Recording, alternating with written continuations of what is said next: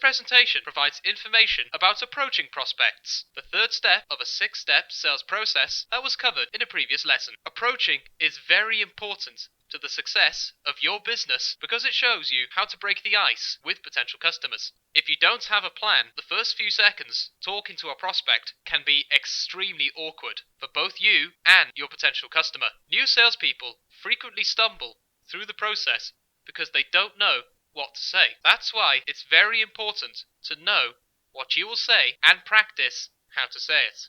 This lesson in personal selling focuses on the third step of the sales process, how to develop an effective approach so you make a strong first impression. So, how should you approach potential customers? Follow these simple steps.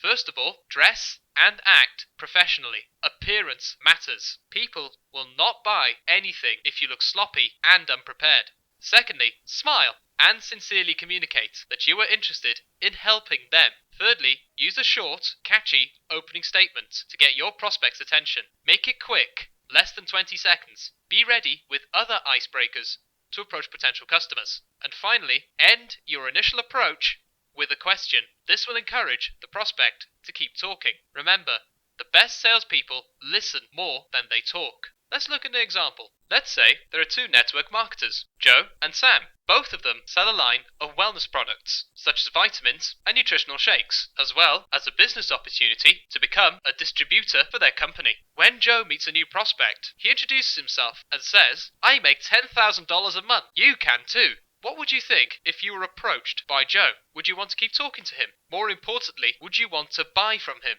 Probably not. His approach sounds self-serving. He focuses exclusively on the money, not on helping or building a relationship with customers.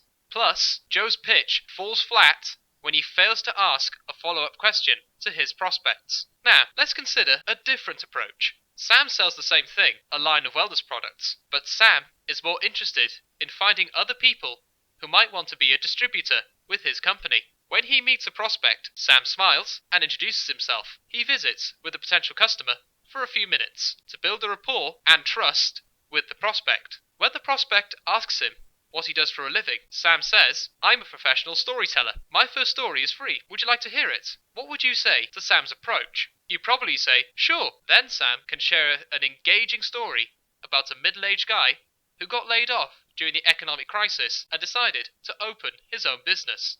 Using a clever approach, you, like Sam, can have prospects asking you to give them more information. The main thing to keep in mind is the importance of helping others. Add value before trying to sell. When you give people more than they expect, they'll be more likely to trust you, and customers buy from people they know, like, and trust. After sharing his story, Sam could ask, "Do you know anyone who's struggling during the economic crisis?" This question transitions from Sam's personal story to the need of potential customers. Remember, at this point, you are not trying to make a sale. You merely want to break the ice to get the person to know, like, and trust you. So, what can you take away from this lesson? First of all, keep it short. If your approach lasts more than 20 seconds, it's too long. Secondly, make it catchy. Grab your prospect's attention with a clever opening statement. Thirdly, keep your prospect talking. Ask questions to hear about what they want.